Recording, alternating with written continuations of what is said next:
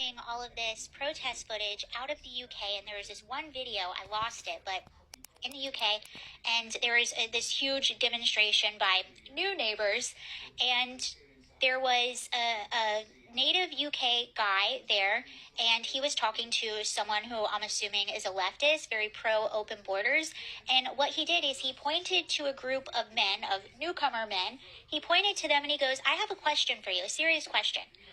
Why is it that all of those men, these fighting age, these breeding age men, why did they leave their parents, their wives in some cases, their children, all the women and children, why did they leave them in those countries that they're coming from saying they're refugees? Why don't they go back and fight for their women and their children? He goes, I'm sitting here as an indigenous person to this land where my ancestors are from, where my family lives, where my legacy is. This is my country. I'm here fighting for my women and children. Why aren't they doing the same?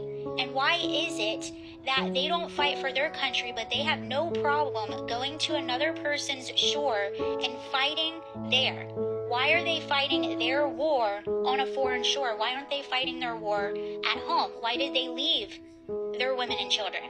And it's true, anytime there is a perceived injustice done, they are out in the streets in a second, fighting for their rights, having a patrol going around. Why did they not do that in their country? Why are they moving to other countries and doing that? And the reason people use terms like fighting age or breeding age men is because that age group, that's typically your workforce. That's typically your military force. If there's anyone that is going to turn a horrible country around, it's going to be that demographic of people. But what you're seeing in a lot of these countries all over the West, that demographic, so it's estimated that about 71% of the men that are immigrating to the people that are immigrating to these countries are men. They're all men. They're not women and children and families like we're being told. So these are the men that would actually have the power to turn these countries around, but they're not doing that. They're fleeing and leaving behind their most vulnerable. What is that? Does that sound like a refugee to you? And then they get to a new country where many of these men are being given benefits that are paid for by the taxpayers, and they're not grateful. They're not grateful at all. It's never good enough. Again, does that sound like a refugee? And I just need to point out one more time, they have no issue fighting for their rights in a country they're not from.